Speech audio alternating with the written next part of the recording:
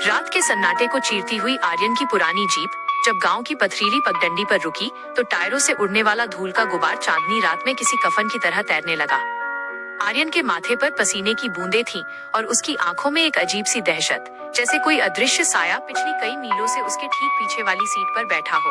उसने कांपते हाथों से घर का भारी लकड़ी का दरवाजा खोला और अंदर घुसते ही उसे ऐसे बंद किया जैसे बाहर साक्षात काल खड़ा हो। उसके पिता जो अंधेरे बरामदे में अपनी पुरानी कुर्सी पर बैठे थे, बिना मुड़े ही बोले, बड़ी जल्दी घर लौट आए आर्यन, आज किस बदनसीब का घर उजाड़ कर आए हो। याद रखना, गुनाह की उम्र लंबी हो सकती है लेकिन उसका अंत हमेशा भयानक होता है। आर्यन ने एक बदतमीज सी हंसी हंसी और कहा, बाबूजी, ये नसीहतें और पुरानी बातें अपनी खाट के साथ ही बांध कर सो जाइए। हमें तो अंधेरों से प्यार है और मौत हमारी पुरानी यार है। इतना कहकर वो बड़बड़ाता हुआ अपने कमरे में चला गया, जहाँ उसके दो जिगरी यार समीर और विक्की पहले से ही महफिल सजाए बैठे थे। कमरे में तेज वॉल्यूम पर गाने चल रहे थे और सिगरेट के धुएं ने हवा को भारी कर दिया था। शराब का दौर अभी शुरू ही हुआ था कि अचानक बिजली चली गई। पूरा घर एक गहरे काले समंदर में डूब गया। आर्यन मोमबत्ती खोजने के लिए रसोई की तरफ बढ़ा। रसोई के सन्नाटे में उसे अचानक खटर पटर सुनाई दी। इससे पहले कि वो कुछ समझ पाता, एक भारी पीतल का लोटा किसी ने अंधेरे से इतनी जोर से फेंका कि वो सीधा खिड़की के शीशे को तोड़कर बाहर जा गिरा। आर्यन चिल्लाया, बाबूजी, सठिया गए हैं क्या? हम हैं यार, कोई चोर नहीं। लेकिन दूसरी तरफ से सिर्फ सन्नाटा मिला। जब वह मोमबत्ती लेकर पिता के कमरे के पास पहुंचा तो देखा कि बाबूजी गहरी नींद में सो रहे थे और उनके खर्राटों की आवाज आ रही थी। आर्यन का खून जम गया। तो फिर रसोई में वो कौन था? वो वापस अपने कमरे में आया और जैसे ही कांपते हाथों से समीर को ये बात बताने लगा, एक बर्फीली ठंडी फूंक ने उसकी मोमबत्ती बुझा दी। कुछ सेकंड के लिए वहां मौत जैसा सन्नाटा छा गया और फिर अचानक विक्की की एक ऐसी चीख गूंजी जिसने मोहल्ले के कुत्तों तक को रुला दिया। अंधेरे में विक्की के पिटने और हड्डियां टूटने की डरावनी आवाजें आने लगी। जब बिजली वापस आई तो नजारा रूह कंपा देने वाला था। विक्की एक कोने में पड़ा तड़प रहा था। उसका सिर किसी भारी चीज से कुचला गया था और दीवारें खून के छींटों से रंगी हुई थी। हॉस्पिटल के गलियारे में आर्यन और समीर एक दूसरे के कॉलर पकड़े हुए थे। आर्यन चिल्ला रहा था, तूने मारा है उसे? मुझे पता है तेरी विक्की से पुरानी रंजिश थी। समीर भी पीछे नहीं हटा। अंधेरे में वार तूने किया है आर्यन, ताकि सारा इल्जाम मुझ पर आ जाए। उनकी हाथापाई और शोर शराबे ने पूरे अस्पताल को हिला दिया, जिसके बाद पुलिस ने दोनों को घसीटते हुए लॉकअप में डाल दिया। सलाखों के पीछे समीर की हालत कुछ ही घंटों में बदलने लगी। वो फर्श पर गिरकर लौटने लगा और फिर अचानक उठकर बैठ गया। उसकी आंखें अब सफेद हो चुकी थीं और उसकी आवाज भारी होकर किसी बूढ़े आदमी जैसी हो गई। उसने सामने खड़े दरोगा की आंखों में देखकर कहा, साहब, आज तो बड़ी मुस्तैदी दिखा रहे हो। उस रात कहाँ थे जब चंदा की चीखें उस सूने खेत में गूंज रही थी? याद है वो 10,000 रुपए जो तुमने उस दिन अपनी मेज के नीचे दबाए थे?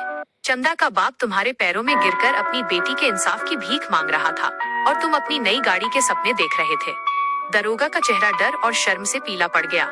उसने अपनी लाठी निकाली और समीर को किसी जानवर की तरह पीटने लगा, लेकिन समीर दर्द से कराहने के बजाय पागलों की तरह हंस रहा था।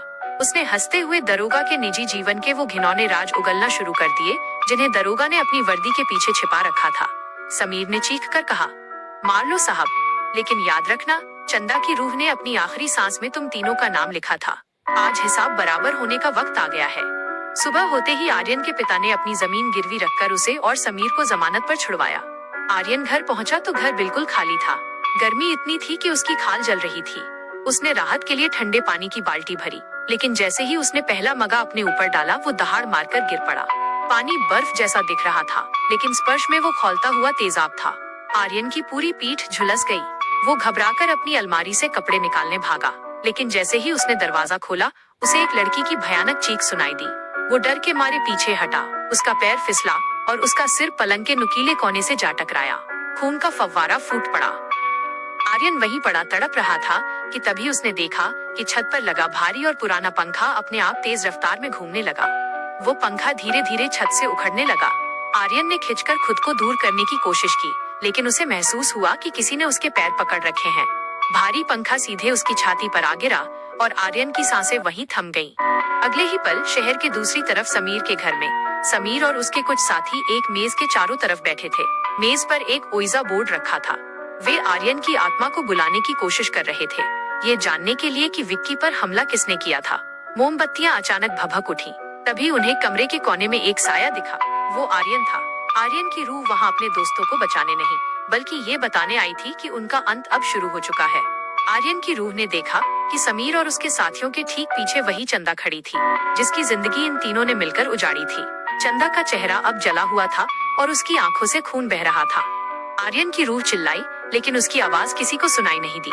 समीर ने जैसे ही बोर्ड पर हाथ रखा, उसे महसूस हुआ कि उसके हाथ जल रहे हैं। एक के बाद एक मोमबत्तियां बुझ गईं। अगले 10 दिनों के भीतर समीर और वो भ्रष्ट दरोगा भी अपनी अपनी मौत के फंदे में फंस गए। चंदा का बदला पूरा हो चुका था। इंसानी कानून बिक सकता है, लेकिन कुदरत का न्याय जब होता है तो वो किसी दलील या गवाह का मोहताज नहीं होता। आर्यन, विक्की और समीर की लाशें तो मिल गईं, लेकिन उनके पीछे की कहानी आज भी उस गांव की हवाओं में एक खौफनाक चेतावनी बनकर गूंजती है।